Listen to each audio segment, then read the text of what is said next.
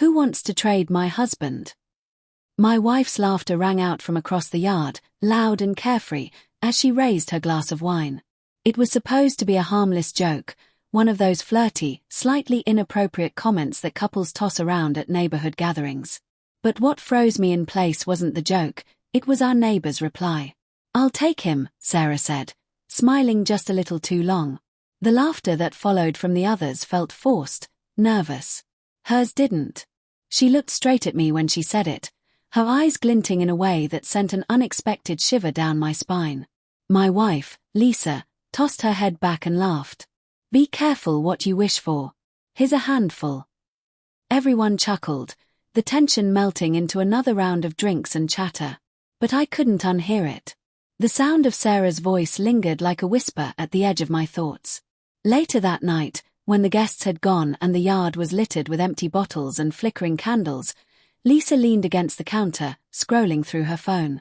"You were quiet tonight," she said without looking up. "Just tired," I replied, rinsing glasses in the sink. She smiled faintly. "You should loosen up sometimes."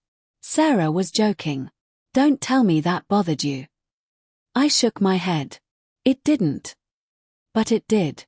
Not because of the words, but because I'd seen something in Sarah's eyes, something that wasn't a joke. Over the next few weeks, things felt off in ways I couldn't quite name. Sarah started dropping by more often. First, it was innocent, borrowing sugar, asking about the lawn service, bringing leftover cake. Lisa seemed to enjoy the company. The two of them would sit in the kitchen, laughing, sipping wine, sharing stories about their days. I'd walk in sometimes and feel the air shift.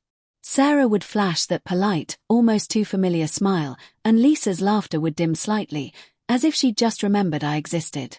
One afternoon, I came home early. Lisa's car was in the driveway, but the house was quiet. I found her on the patio with Sarah, both of them barefoot, feet up on the glass table, a bottle of rosé between them. "Hey," I said, trying to sound casual. Lisa looked up. "You're home early." Sarah smiled. "We were just talking about you, actually." "Yeah?"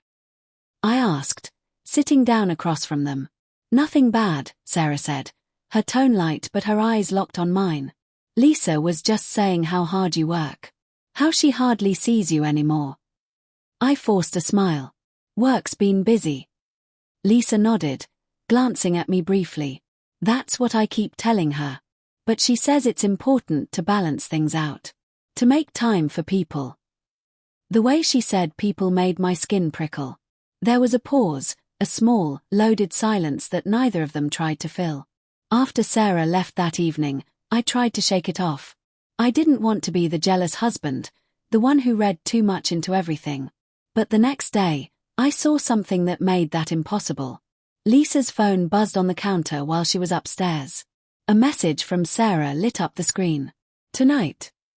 My stomach tightened. I didn't touch it, just stared until the screen went dark. When Lisa came down, she noticed my expression. "Everything okay?" I nodded, lying through my teeth. "Yeah, just tired." That night, she said she was meeting friends for dinner. She dressed up more than usual, tight dress, perfume, a touch of lipstick she hadn't worn in months. I told myself not to jump to conclusions. But when she came home 3 hours later, her hair slightly undone, the scent of smoke clinging to her, I knew she hadn't been at any restaurant. The next day, I saw Sarah's car parked 2 streets away from our house.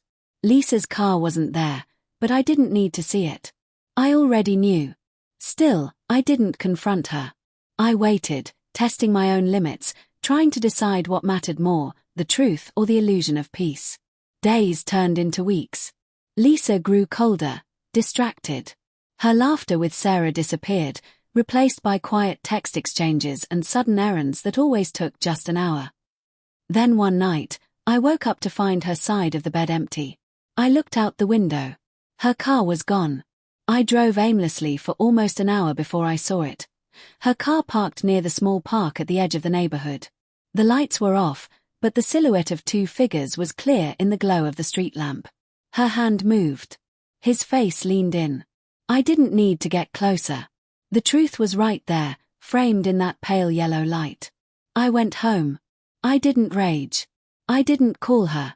I just sat on the couch until morning, staring at the empty space where her shoes usually were. When she came in, barefoot, carrying her heels, she froze at the sight of me. "You couldn't sleep?" she asked, voice shaky. "I could ask you the same," I said quietly. She set the shoes down carefully, as if noise might make things worse. "It's not what you think." I laughed softly. "Then tell me what it is." Silence. Her eyes filled with tears she didn't let fall. "I didn't mean for this to happen." "With Sarah?" I asked. The way her face twisted told me everything. I felt something inside me collapse, like a floor giving way. "Why her?" She took a step forward.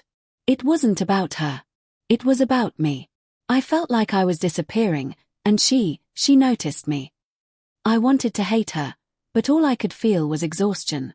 I noticed you, Lisa. I just thought you were happy." She shook her head, whispering, "You stopped seeing me a long time ago." Her words stung because they held truth. Maybe I had let distance grow between us. But betrayal doesn't sprout from neglect, it grows from choice. She left a week later. Moved in with Sarah, of all people. I didn't tell anyone. I didn't have the strength to explain that my wife had left me for the woman who lived 2 doors down. The neighborhood stayed quiet about it, though I could feel the pity in their glances. I avoided the block parties, the shared driveways, the small talk that pretended nothing had happened. Months passed before I saw them again. One afternoon, I was mowing the lawn when Sarah walked by. She waved politely, but her smile faltered when she saw my face. Lisa wasn't with her. I heard later that they'd broken up. I stood there for a long time after she passed, the smell of cut grass heavy in the air, wondering what any of it had meant. Lisa's joke had started it all, a simple, thoughtless line meant to draw laughter. "Who wants to trade my husband?" she'd said. And Sarah had answered without hesitation, "I'll take him." I used to think betrayal came with warning signs, a fight, a lie, a shift in tone. But now I know it can start with laughter. It can begin as something small and harmless, a flicker of attention that grows into something that burns everything down. And when it's all over, you're left standing in the ashes, wondering if the first spark was ever really accidental.